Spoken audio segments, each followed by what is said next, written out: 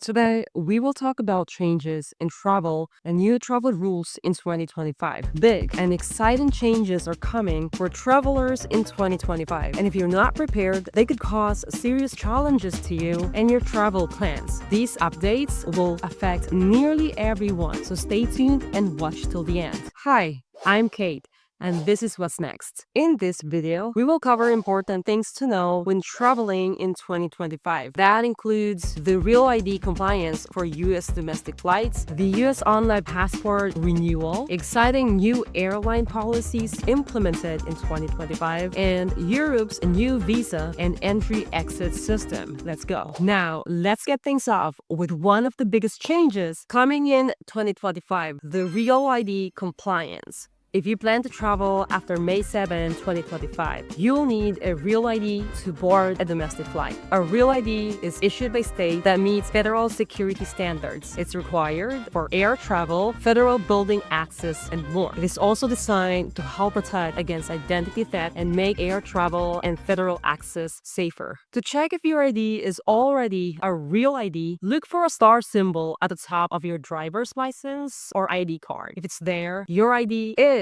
Real ID compliant. The star could be gold, black, or in the circle, depending on your state. If you don't see a star, your ID is not a Real ID, and that means you'll need to apply to get one. To apply, here's what you need to do. Number 1, visit your state's Department of Motor Vehicle or equivalent agency. Each state has its process, so check your state's website for specific details. Number 2, bring proof of your identity, social security number, your citizenship or residency status here in the United States, and lastly, proof of your residence. For these, you could bring your passport, birth certificate, social security card, or tax document. You could also bring your green card, and for your proof of residency, you could bring utility bills or bank statements showing your address. Again, double check your state's website to ensure you have everything they require. Third, head to the DMV to submit, get your photo taken, and pay the fee.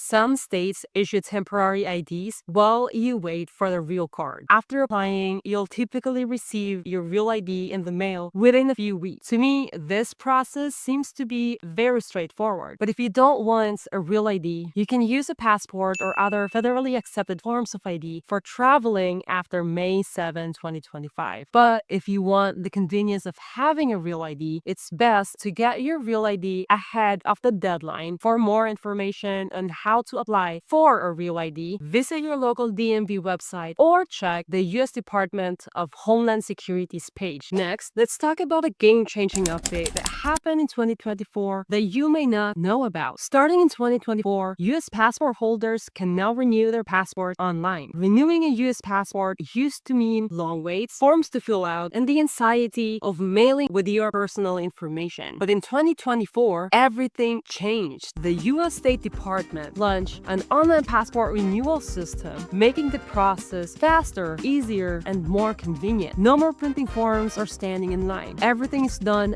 digitally in the comfort of your home. Now, to be eligible, you must be at least 25 years old. Your passport needs to have been issued within the last 10 years, and it should either be expiring within the next year or have been expired for no more than 5 years. Plus, there should be no updates or changes on your basic information such as your name, gender, birth dates, and birthplace. Those information should remain the same to be eligible for online renewal for the first time. The system is available only to US residents, meaning you cannot apply if you are in another country or outside the US. You can renew online by submitting your passport details, your recent photo, and paying with a credit card or debit card. This system helps streamline the process of renewing passport, cutting down on delays, and ensuring your travel plans stay on track. If you need a passport urgently though, expedited services are still available. For more details, visit travel.state.gov and also the link down below. 2025 is shaping to be a big year for travelers, especially when it comes to new airline policies. First up, airlines are now required to give automatic refunds if your flight is canceled or significantly indefinitely delayed. This includes covering for costs of meals, accommodations, and rebooking. So no more being stuck in the airport without any hope. But that's not all. If your luggage gets lost or delayed, airlines must also refund your checked baggage fees if it takes over 12 hours to get your bag on a domestic flight or